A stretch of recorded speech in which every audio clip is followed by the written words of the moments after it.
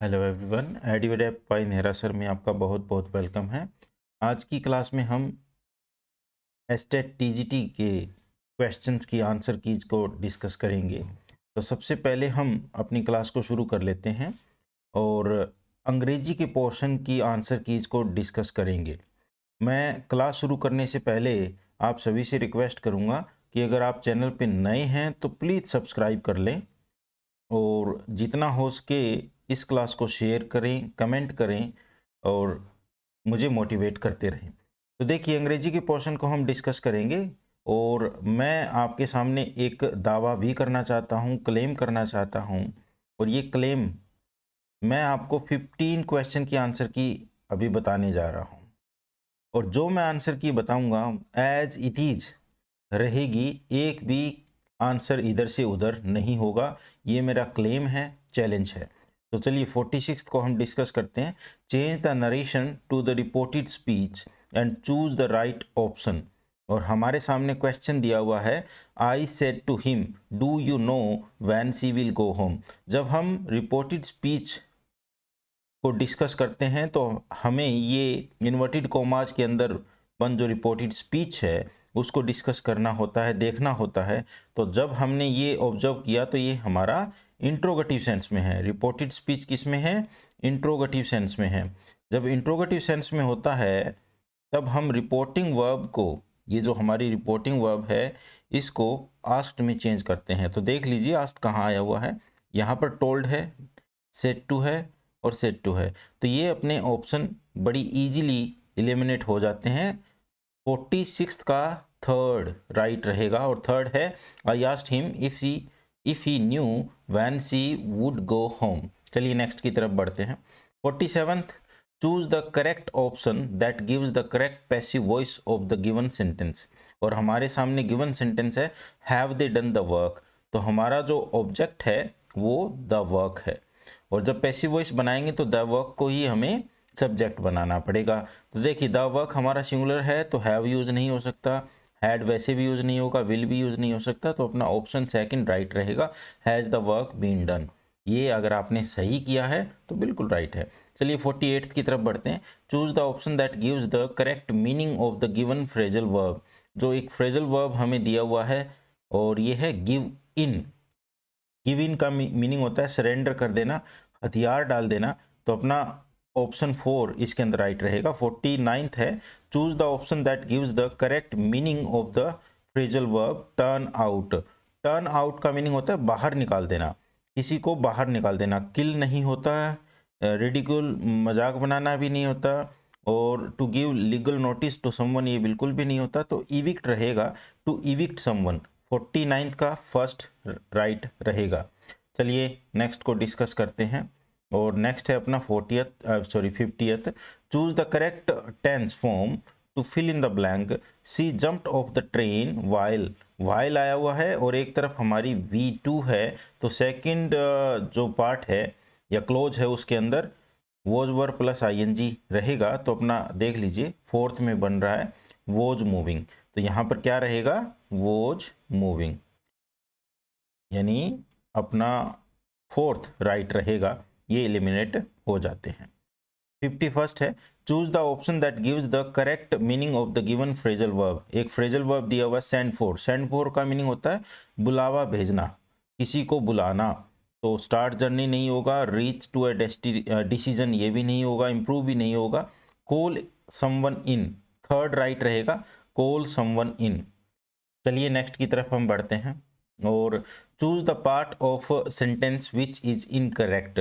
तो हमें incorrect part को चूज करना है। देखिए, हैज सचिन नोट ब्रिक्ड, ये वर्ब की जो फॉर्म है वो रॉन्ग है, क्योंकि वर्ब की फॉर्म अगर हम ब्रेक के हिसाब से देखें तो ब्रेक, ब्रोक और ब्रोकन होता है। तो यहाँ पर जिस टेंस में हम बात कर रहे हैं, हैज में, प्रेजेंट परफेक्ट टेंस में, तो यहाँ पर अपनी वर्ब की फॉर्म थर्ड होनी चाहिए, यानी ब्रोकन होना चाहिए। तो ऑब्वियसली अपना सेकंड जो है वो राइट आंसर रहेगा। 52nd का सेकंड राइट रहेगा और ये एलिमिनेट हो जाते हैं। 53rd है, fill in the blank with the most appropriate modal auxiliary, most appropriate modal auxiliary से हम फिल करना है और हमारा आंसर क्वेश्चन है your mother is seriously ill, you dash leave for home at once. Obligation है और इमरजेंसी कंडीशन को शो कर रहा है, तो नीड नहीं हो सकता, कुड भी नहीं, माइट भी नहीं, यहाँ पर मस्ट रहेगा, तो यहाँ पर रहेगा you must leave, you must leave. चलिए नेक्स्ट की तरफ हम बढ़ते हैं और 54th को डिस्कस कर लेते हैं। Fill in the blank with the most appropriate meaning of the underline idiom. एक ईडियम दिया हुआ है हमारे सामने, एक पैसेज है, उसको डिस्कस करते हैं। Rakesh had to deal with all his problems by himself because he did not want to depend on his fair weather friend. तो हमें सिर्फ फेयर वेदर फ्रेंड्स इसका मीनिंग देखना है कि वो उन पर निर्भर नहीं होना चाहता था। इसका मीनिंग हुआ वो स्वार्थी मित्र हैं। फेयर वेदर फ्रेंड्स का मीनिंग होगा सेल्फिश फ्रेंड्स, स्वार्थी मित्र। Friends who come from rich family, ये बिल्कुल नहीं होगा। Friends who are loyal only during a time of success, केवल सफलता के समय जो मित्र वफादार रहते हैं, बात करते हैं, ढंग से पेश आते हैं, उसके बारे में बोला गया है फेयर वेदर फ्रेंड। तो अपना ऑप्शन सेकंड राइट रहेगा और ये एलिमिनेट हो जाते हैं।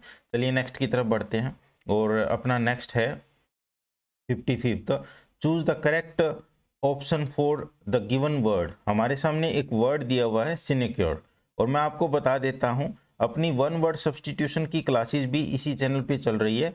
वन वर्ड सब्सटीट्यूशन की क्लास नंबर 2 के अंदर, क्लास नंबर 2 के अंदर लास्ट जो सेंटेंस मैंने करवाया हुआ है वो सिनेक्योर है। तो सिनेक्योर ही यहाँ पर पूछा हुआ है। सिनेक्योर का मीनिंग रहेगा an office with no work but high pay. तो हमारा जो ऑप्शन सेकंड है वो राइट रहेगा, ये ऑप्शन एलिमिनेट हो जाते हैं। 56th है choose the correct tense form to fill in the blank. The headmaster dash to meet you. तो यहाँ पर हेडमास्टर है तो वॉन्ट्स रहेगा, ये वॉन्ट, वॉन्टिंग, ये सब एलिमिनेट हो जाता है, अपना यहाँ पर वॉन्ट्स ही रहेगा। चलिए नेक्स्ट को डिस्कस करते हैं और नेक्स्ट है अपना choose the most appropriate preposition to fill in the blank. Mohan gazed, gazed at रहेगा, गेज्ड जैसे स्टेयर एट, इसका सिनोनिम हम बोल सकते हैं, स्टेयर एट इसका सिनोनिम रहेगा, उसी तरीके से गेज्ड एट रहेगा। तो अपना एट रहेगा, ऑप्शन नंबर 1 राइट रहेगा, ये एलिमिनेट हो जाते हैं। Choose the correct preposition to fill in the blank. He told all dash the incident. तो किसी के बारे में बात हो रही है तो अबाउट रहेगा, ऑप्शन 4 राइट रहेगा। चलिए नेक्स्ट 2 को डिस्कस करते हैं जो कि लास्ट है। Choose the correct option to fill in the blank. Dash had the police reached then the thieves fled. ये पीजीटी यानी कल के जो एग्जामिनेशन है उसमें भी इसी तरीके का पूछा हुआ था, उसमें इसका मीनिंग पूछा हुआ था। यहाँ पर नो सूनर रहेगा, अपना जो है आंसर नो सूनर रहेगा और डी कोड के अनुसार सेकंड ऑप्शन राइट रहेगा। आप अपना देख लीजिएगा, no sooner had the police reached then the thieves fled. और 60th नंबर रहेगा choose the most appropriate preposition to fill in the blank. I am going home the day after tomorrow. तो यहाँ per day after tomorrow रहेगा, ठीक है ना, तो after रहेगा और ये एलिमिनेट हो जाते हैं। तो चलिए अगर आपके ऑप्शन सही टिक हो रहे हैं तो कॉन्ग्रेचुलेशंस, मैंने 15 आउट ऑफ 15 की आंसर की आपसे डिस्कस कर ली है। ये बिल्कुल जैसे मैंने शुरू में बताया, ये मेरा क्लेम है कि एक भी आंसर इधर से उधर नहीं होगा। तो अगर आप चैनल पे नए हैं प्लीज़ सब्सक्राइब कर लें और रेगुलर क्लासेस रहेंगी आने वाले समय में। अभी ग्रामर की क्लासेस शुरू होने जा रही है, लिटरेचर की क्लासेस भी इसी चैनल पे रहेगी, वोकैब की क्लास अपनी चल रही है। Thank you very much everyone, have a nice day.